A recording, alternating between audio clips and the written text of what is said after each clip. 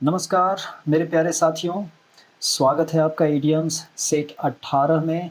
So be ready, तैयार हो जाइए। हम बिना देरी किए हुए लॉन्च करने वाले हैं आज की वीडियो को। पहला इडियम लेंगे, go back to the drawing board. Go back to the drawing board. आपको एक छोटी सी कहानी बता दूं। 1941 की बात है।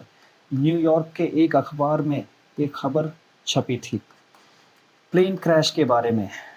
प्लेन क्रैश प्लेन क्रैश के साइट पे पुलिस पहुंची, दमकल पहुंची, सब कोई पहुंच गया।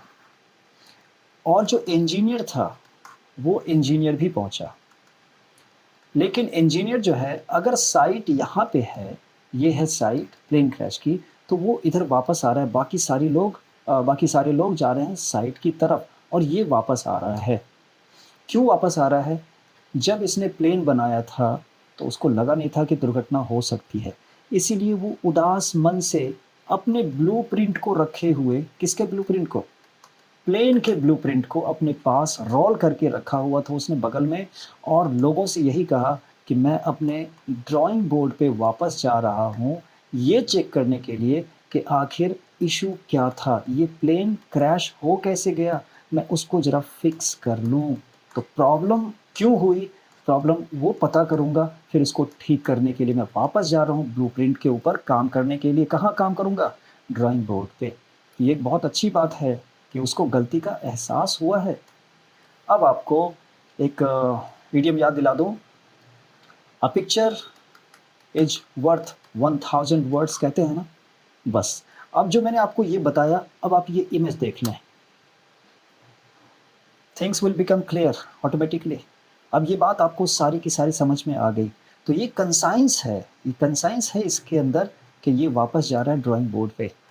डन।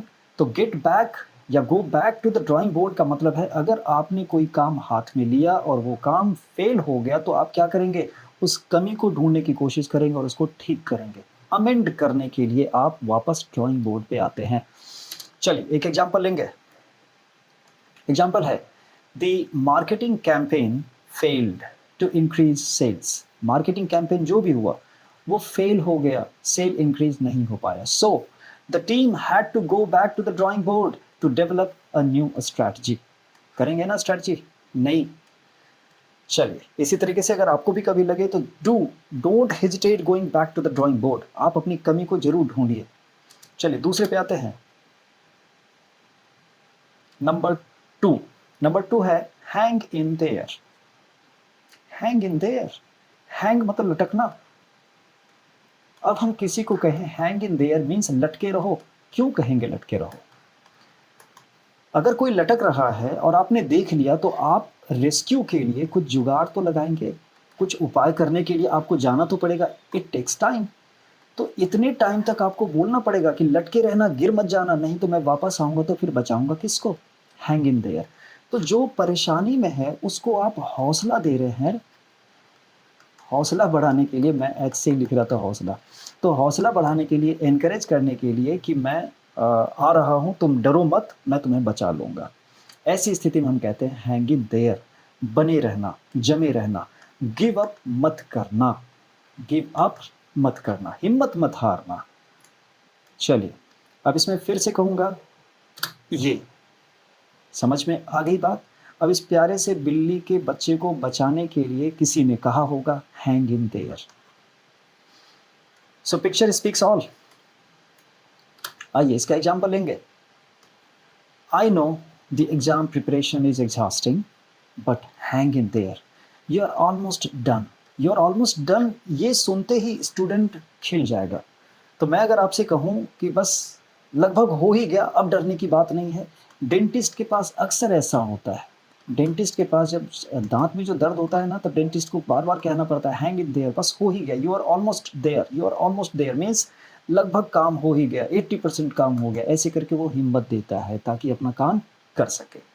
डन। तो hang in there, don't give up, try harder and harder. चलिए तीसरे पे आते हैं। तीसरा है hit the sack. Hit the sack. अब मैं डायरेक्ट लाऊंगा पिक्चर को और उसको करूंगा बयां। आइए, हिट द सैक में ये बिल्ला क्या कर रहा है? ये बिल्ला इस मूसल से इस तकिए को पीटेगा, इसको सॉफ्ट करेगा। क्योंकि इसके अंदर या तो कॉटन होगा और या तो हे होगा और या स्ट्रॉ होगा। पहले के ज़माने में यही स्ट्रॉ और हे से ही कुशन या पिलो वगैरह बनाया जाता था, उसमें स्टफिंग के रूप में इसको भरते थे। तो वो अनइवनली जो इधर उधर डिस्ट्रीब्यूट हो जाता था, उसको इवनली फैलाने के लिए इसके ऊपर हाथ मारते थे या डंडे से वार करते थे, ताकि अब जब आप सोएं तो आपके सर को आराम मिले। तो ये वही कर रहा है ना, ये पीट रहा है, तो पीट करके क्या चला जाएगा? नहीं, he is going to sleep, वो सोने की तैयारी कर रहा है। तो हिट द सैक का मतलब आपने अपना सर किस पे रखना है?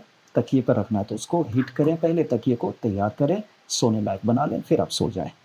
Hit the sack, got it? चलिए एग्जाम्पल लेते हैं।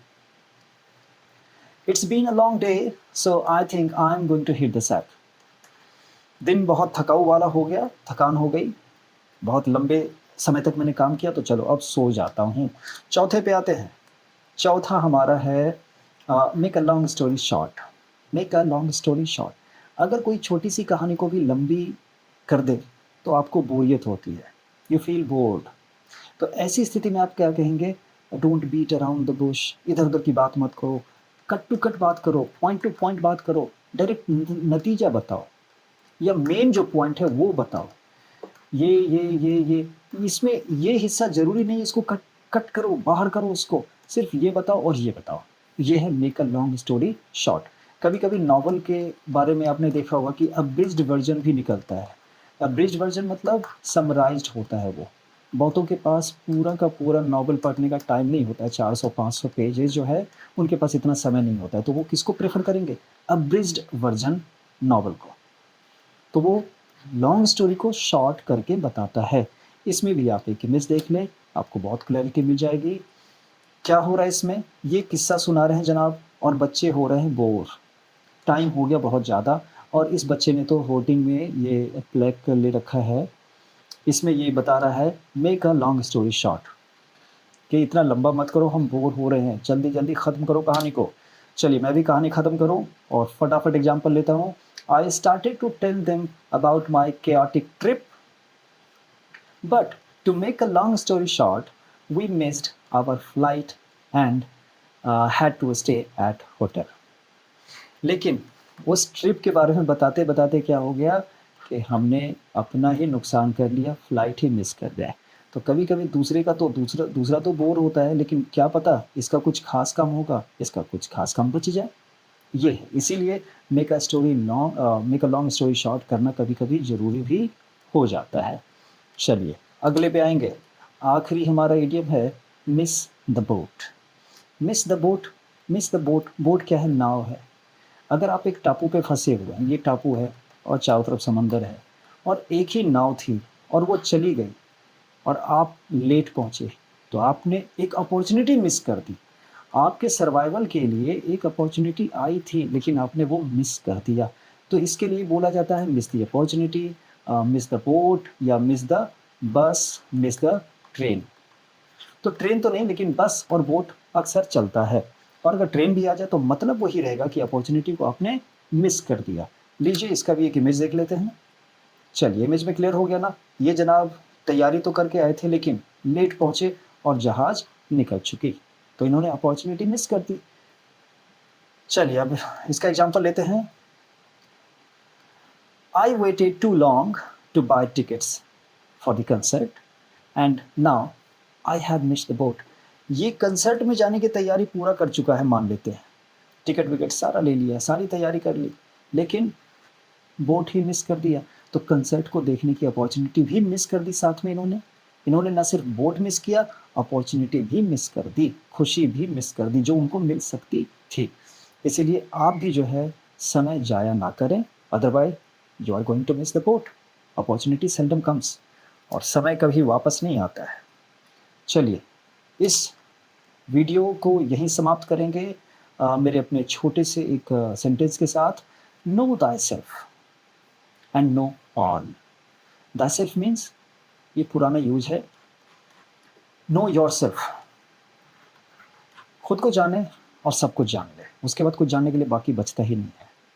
चलिए ये पहली, ये कोआ, इसी के साथ ये वीडियो यहीं समाप्त करता हूँ। मिलता हूँ अगले वीडियो में। नमस्कार।